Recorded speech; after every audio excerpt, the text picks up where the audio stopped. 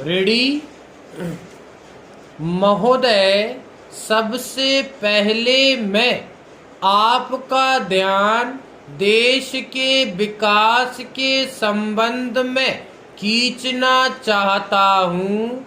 हमारे देश के विकास में जो बाधा आ रही है, शायद जनसंख्या वृद्धि हो सकती है। आज देश के विकास में बढ़ती हुई जनसंख्या एक अवरोध उत्पन्न कर रही है। अतः जनसंख्या वृद्धि पर हमारा नियंत्रण करना देश की सबसे बड़ी आवश्यकता है।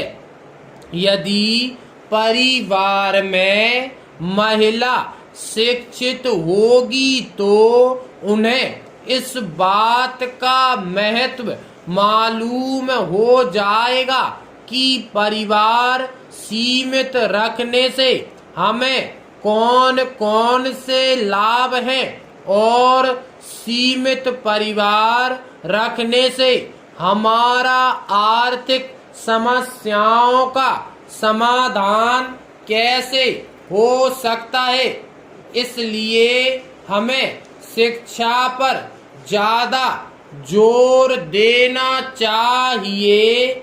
निरक्षरता के अनेक कारण हो सकते हैं, जिसमें से प्रथम तो यह है कि माँ बाप के पढ़े लिखे ना होने पर बच्चे भी प्रायः निरक्षर रह जाते हैं।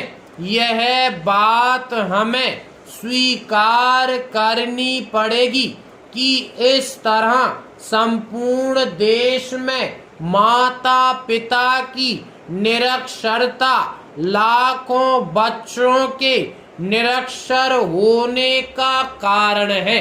दूसरी बात यह है कि जनसंख्या की तीव्र वृद्धि और निर्धनता को भी उसके लिए जिम्मेदार ठहराया जा सकता है।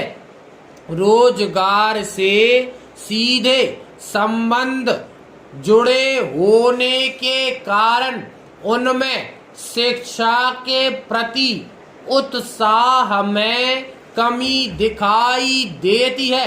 प्राचीन इस संबंध में एक बात यह भी है कि अंग्रेज भारत से जाने से पहले जिस शिक्षा पद्धति को यहाँ पर छोड़ गए थे, उसने भी उसको बढ़ने में कम योगदान नहीं दिया। मुझे अफसोस के साथ कहना पड़ रहा है कि खेती हर मजदूर, कारखाना मजदूर अपने बच्चों को इस भय से स्कूल नहीं भेजते कि घर में एक कमाने वाला व्यक्ति कम हो जाएगा। फिर ऊपर से स्कूल की वर्दी, किताबों का व्यय और अन्य खर्चे गरीब अभिभावक के अंदर बच्चों को पढ़ने के रहे सहे उत्साह को बिल्कुल ठंडा कर देते हैं। इस प्रकार से खेत में काम करने वाले मजदूर की सोच यह रहती है कि हमको दुगना घाटा उठाना पड़ेगा। इस कारण वह पढ़ाई छुड़ाकर उसे अपनी तरह काम में जुटा लेता है। यही कारण है कि हमारे यहाँ बाल शिक्षा के क्षेत्र में अपेक्षित प्रगति नहीं हो सकी है। पहली कक्षा में दाखिल 100 बच्चों में से केवल 23 बच्चे ही 8वीं कक्षा तक पहुंच पाते हैं।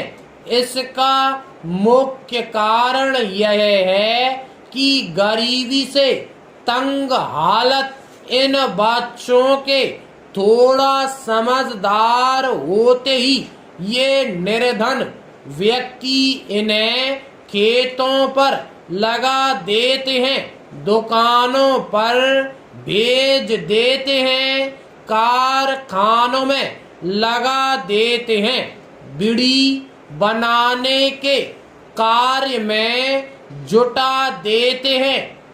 उपरोक्त काम नहीं मिलते हैं तो उन्हें बर्तन साफ करने आदि जैसे विभिन्न कार्य करने में लगा देते हैं, जिससे वे अपने तन ढकने और कम से कम 2 वक्त की रोटी के लिए कुछ कमा सकें। प्रायः इन निर्धनों की मजबूरियां ही उनके बच्चों को पढ़ाई से रोक देती हैं। पहले हमें इसकी व्यवस्था करनी चाहिए। Full stop.